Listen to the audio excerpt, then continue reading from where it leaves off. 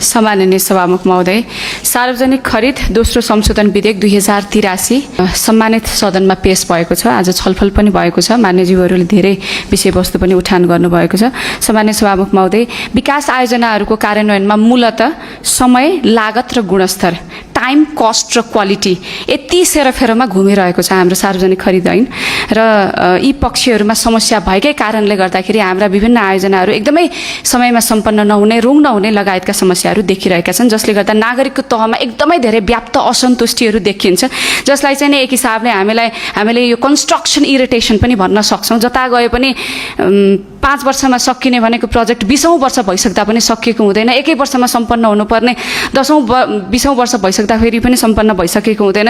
यो construction irritation चाहिँ नागरिक तहमा अत्याधिक धेरै देखिएको कारणले गर्दा अहिलेको सरकारको प्रमुख प्राथमिकता भनेको विकास निर्माण पूर्वाधार का कार्यहरूलाई चाहिँ द्रुत गतिमा छिटो सम्पन्न गर्नको लागि के कति कानुनी सुधारहरू गर्नुपर्ने छ त्यो कानुनी सुधारहरू गरौँ र पूर्वाधारका कार्यहरूलाई द्रुत गतिमा अगाडि बढाउँ भन्ने उद्देश्य छ र त्यही अनुरूप हामीले सार्वजनिक खरिद ऐनलाई संशोधन गरेका हौँ। यो विधेयक लिएर आएका हौँ। हामीले अध्यादेश मार्फत लिएर आयौँ।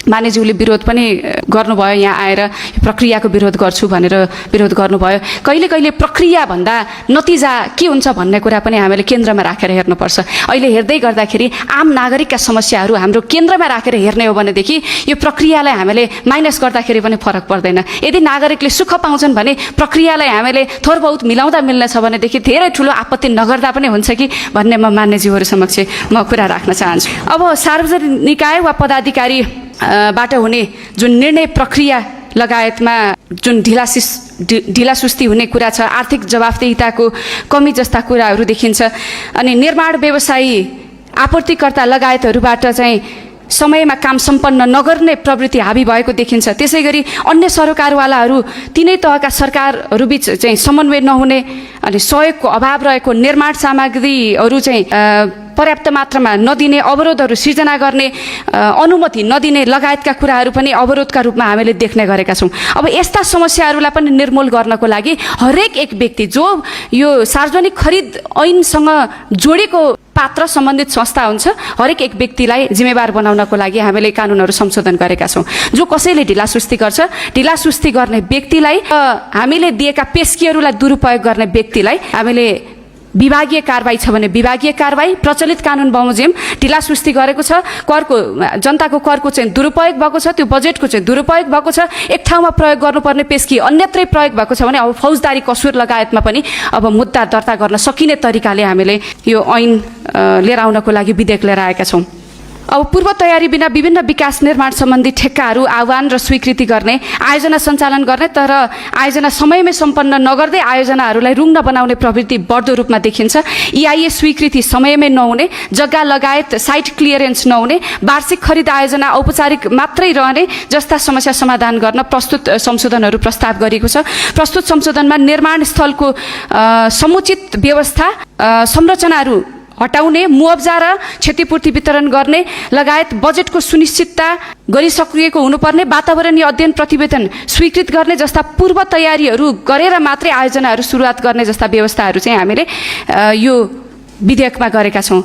यसमा मान्यज्यूले अघि कुरा उठाउनु भएको थियो बिजुलीको पोल लगायतका कुराहरू, पूर्व तयारी नभइकन हाम्रो प्रोजेक्टहरू इनिसिएट नै गर्न पाइँदैन। पूर्व तयारी गरेर मात्रै हामीले कार्यक्रम यो हाम्रो आयोजनाहरू चाहिँ अगाडि बढाउने खालको व्यवस्थाहरू यहाँ गरिएको छ। निर्माण कार्यमा अब लो बिडिङको कुरा पर्याप्त मात्रामा यहाँहरूले उठाउनु भएको छ। लो बिडिङ निकै ठुलो समस्या भयो, राष्ट्रिय समस्यै भयो भन्ने खालको कुराहरू आइरहँदाखेरि अहिले चाहिँ हामीले निर्माण कार्यमा गुणस्तरमा एकीकरण भएको तथा समयमा निर्माण कार्य सम्पन्न हुन नसकेको अवस्थामा चाहिँ समयमा यो समस्या समाधान गर्न प्रस्तुत संशोधन विधेयकमा हामीले औसत अङ्कमा आधारित, एभरेज भ्यालुएसनमा आधारित व्यवस्था गरिएको कुरा पनि यहाँहरूले जानकारी पाइसक्नु भएको छ। अब एभरेजमा गयौँ भने लो बिडिङको समस्या समाधान होला।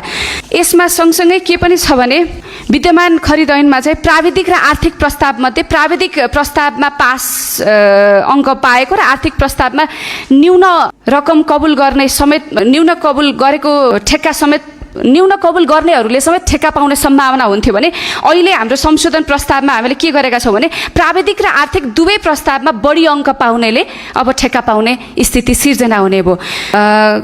यसले के भयो भने क्वालिटी त इन्स्योर भयो नि, उसले कति काम गर्न सक्छ भन्ने कुरा क्वालिटीको पनि अब अङ्क हामीले निर्धारण गर्ने भयौँ। कसले सबभन्दा धेरै क्वालिटी दिन सक्छ भन्ने कुराको पनि मापन गरिने भयो। अनि आर्थिक पक्ष पनि कोसँग बढी क्षमता छ त, क्यापेसिटी छ त भन्ने कुरा पनि हेरिने भयो।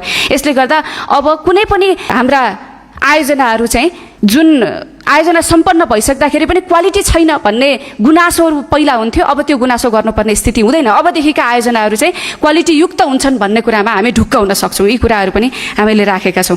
त्यस्तै प्रस्तुत संशोधनमा सार्वजनिक निकाय, पदाधिकारी, निर्माण व्यवसायी लगायत सम्पूर्ण सरकारवालाहरूलाई जिम्मेवार बनाउने प्रभावकारी कानुनी व्यवस्था गरेको छ। तिनै तहका सरकार तथा सार्वजनिक निकायले आयोजनाका लागि आवश्यक पर्ने निर्माण सामग्री नदिने, अवरोध गर्ने लगायतका कार्य गरेमा ती निकायहरूलाई अनुदान रोक्ने, आवश्यक पर्यो भने अनुदान रोक्ने, विभागीय कारबाही गर्ने लगायतका कारबाहीको सिफारिस पनि हामीले यो कानुनी व्यवस्था गरेर विधेयकमा राखेका छौँ। काम चाहिँ गर्नु छ अनि आफ्नो स्वार्थ राखेर त्यहाँ केही कुरामा समन्वय नगरिदिने, कुनै कुरामा असहयोग गरिदिने खालको स्थिति सिर्जना भयो भनेदेखि जनताले त सुख पाउने हुँदैन। त्यस कारणले गर्दा जसले समन्वय गरिदिँदैन, जसले अवरोधहरू सिर्जना गरिदिन्छ, त्यस्तो स्थानीय तह, त्यस्ता पदाधिकारीहरूलाई पनि अब हामी विभागीय कारबाही गर्नुपर्छ कि अनुदान रोक्नुपर्छ कि ती कुराहरूको पनि अब मूल्याङ्कन गर्ने खालको व्यवस्था गरेका छौँ। आयोजना कार्यान्वयनको लागि निर्माण व्यवसायीले मोबिलाइजेसन पेस्की लिने गरेको, तर त्यस्तो पेस्की रकम निर्माण कार्यमा नलगाई अन्यत्र मिसयुज गर्ने गरेको पाइन्छ, जुन यहाँहरूले पनि उठाउनु भयो। यो विकृति हटाउनको लागि हामीले यो संशोधन विधेयकमा यस्तो गलत कार्य गर्ने आयोजना सञ्चालक, प्रतिनिधि वा जिम्मेवार पदाधिकारीलाई ठगी वा कृत्य वा प्रचलित फौजदारी कानुन बमोजिम कसुर गरेको मानि कारबाही गरिने व्यवस्था गरिएको छ। यो यस्तो व्यवस्था पनि हामीले राखेका छौँ। त्यस्तै निर्धारित समयभित्रै खरिद कार्य सम्पन्न नगर्ने, डिसिजन डिले गर्ने पदाधिकारीलाई विभागीय कारबाहीको प्रक्रिया अगाडि बढाउने नयाँ कानुनी व्यवस्था राखिएको छ भने निर्धारित समयभित्रै गुणस्तरीय काम गर्न, गुणस्तरीय रूपमा कार्य सम्पन्न गरी उत्कृष्ट नतिजा लिएर आउने कर्मचारीलाई प्रोत्साहन सुविधा र निर्माण व्यवसायीलाई पुरस्कार र प्रशंसा पत्र दिने व्यवस्था राखिएको छ। निर्माण कार्यमा संलग्न श्रमिक, कर्मचारी र अन्य जनशक्तिलाई सामाजिक सुरक्षा कोषमा आबद्ध गरेको व्यवस्था पनि गरिएको छ। यो चाहिँ प्रोत्साहनको कुरा पनि राख्नुपर्छ, जसले ढिला गर्छ उसलाई कारबाहीको व्यवस्था पनि गर्नुपर्छ। यो दुईटै हिसाबले हेर्दाखेरि उपयुक्त नै देखिन्छ। हामीले यो व्यवस्था गरेका छौँ। अब यो सँगसँगै चाहिँ अर्को महत्त्वपूर्ण कुरा के छ भने अहिले हुन त यो सार्वजनिक खरिद ऐनसँग जोडिएको विषयवस्तु, तर सार्वजनिक खरिद ऐनमै नपरेको विषयवस्तु अहिले कानुन मन्त्रालयमा मैले पदभार ग्रहण गरे लगत्तै पूर्वाधार अदालत स्थापना गर्ने निर्णय पनि गरेको छु। यो ठेक्का लगायतका धेरै विषयवस्तुहरू लामो समयदेखि मुद्दा परिरहने, मुद्दा परिसकेपछि जनताको कर बाट जुन पूर्वाधार निर्माण हुनुपर्ने हो त्यो पूर्वाधार निर्माण नहुने, मुद्दा परेका कारणले नयाँ ठेक्का दिन सकिने, यी लगायतका समस्याहरूलाई समयमै सम्पन्न गर्नको लागि, समयमै मुद्दाको निरूपण गर्नको लागि अब के गर्ने, नयाँ दिने कि त्यही पुरानोले गर्ने भन्ने कुरा पनि निर्गल गर्नु पर्यो। के हो विवाद छिटो टुङ्ग्याएर छिटो निर्माण कार्य अगाडि बढाउनको लागि पूर्वाधार अदालतको पनि स्थापना गरेको छ। एक हिसाबले हेर्दाखेरि अहिले जुन सार्वजनिक खरिद ऐन लिएर आइएको छ, यो आफैमा प्रक्रियाका हिसाबले यहाँहरूले हेर्दाखेरि अध्यादेश लिएर आएर छिटो छिटो गरेर लिएर आएर सरकारको के नियत छ भनेर यहाँहरूले प्रश्न उठाउन त पाउनुहुन्छ, तर प्रक्रियाभन्दा नतिजा हेर्नुहोस्। नतिजा हेर्दै गर्दा जनताले सुख पाउने तरिकाले, जनतालाई छिटो पूर्वाधारका कार्यक्रमहरू, पूर्वाधारका योजनाहरू छिटो सम्पन्न हुने तरिकाले हामीले यो सार्वजनिक खरिद ऐन लिएर आएका छौँ। त्यस्तै यो पूर्वाधार अदालतको पनि गठन प्रक्रिया को अब जुन कानुनको मस्यौदा हुने क्रम अगाडि बढिसकेको छ। छिटै नै यही महिनाभित्र सम्भवतः अब संसदमा पेश हुन्छ होला। यही महिना भन्नाले साउनमा, असार त अब 15 दिन जस्तो मात्रै बाँकी छ। यसरी हेर्दाखेरि अबको 5 वर्षमा विकास निर्माणको कार्यक्रमहरू, विकास निर्माणका कार्यहरू द्रुत गतिमा अगाडि बढ्छ र नेपाली जनताले छिट्टै समृद्धिको सपना जुन बोकिरहनु भएको थियो त्यो यथार्थमा पाउनुहुन्छ भन्ने कुरामा हामी विश्वस्त हुन सक्छौँ। यही कुरा मान्यज्यूहरूलाई निवेदन गर्दै म संशोधनमा उठेका कुराहरू यति नै राख्न चाहन्छु।